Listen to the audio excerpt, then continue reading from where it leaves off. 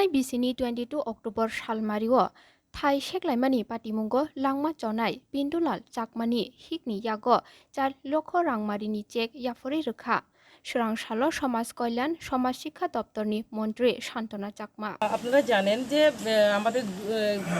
আমাদের যে দুর্গাপুজো কিছুদিন আগে যে দুর্গাপুজো হয়েছিল সেই দুর্গাপুজো আগ মুহূর্তে একটা সমস্যা হয়েছিল একটা জায়গা নিয়ে।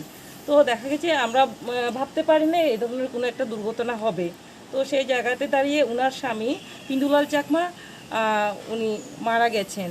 তো সেই ক্ষেত্রে আমাদের সরকার যে আপনারা জানেন আমাদের বর্তমান যে সরকার সেই সরকার সবসময় চায় ন্যায় হোক, সুবিচার পাক।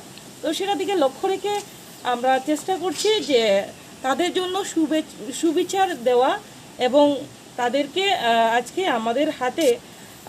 ওনাদের হাতে আমরা আমাদের সরকারের আমাদের যে রাজ্য সরকারের তরফ থেকে আমরা 4 লক্ষ টাকা তুলে দিচ্ছি। তো আপনারা জানেন যে বিভিন্ন সময়ে আমরা যদি লক্ষ্য করে দেখি বিভিন্ন সময়ে কিন্তু সুবিচার কখনো কখনো আমরা দেখেছি পাইনি।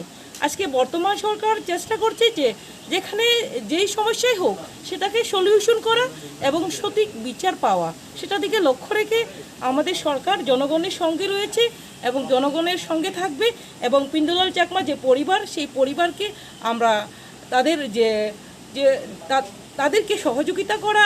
আমি বলবো না যে এটা যে একজন যখনই মৃত্যু হয় সেই মৃত্যুর পরে ওনাকে ফ্রি